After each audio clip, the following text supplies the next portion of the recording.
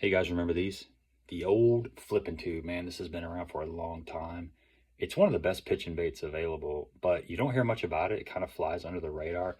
I've been fishing it a lot the last couple of years, especially this year, this spring and early summer, and caught a bunch of fish on it. One of the problems with a tube is it's a big bait.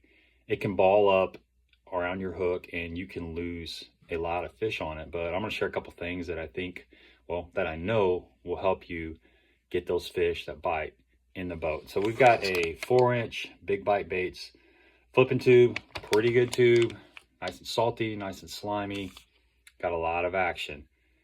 The next key is a 3/0 EWG hook. Yeah, 3/0. You know, most people think a 4 or a 5/0. I used to fish a 4 and 5/0, but with this little tip, you can get by with a 3/0. 3/0 is a lot better in my opinion because you've got a smaller hook diameter, which requires less pressure to penetrate, and it's also less that the fish can hold on to in their mouth. It's less, there's less mass to it, so it moves a lot more freely. But first of all, the most important thing is to take this tube. I got these Cuda micro scissors, and I'm going to cut a slit just lengthways about halfway up the tube, just like that.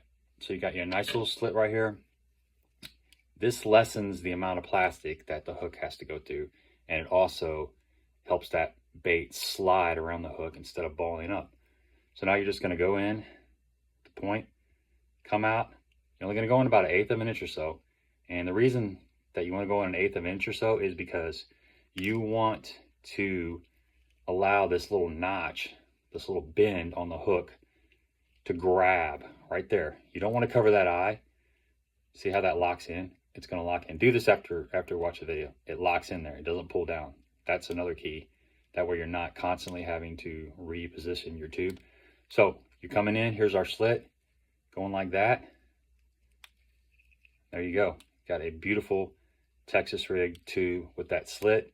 When the fish bites it, you don't have this section of plastic stopping the hook from sliding back. It just folds, collapses, it gets out of the way. It doesn't ball up. That's what happens a lot of times, is this tube will ball up.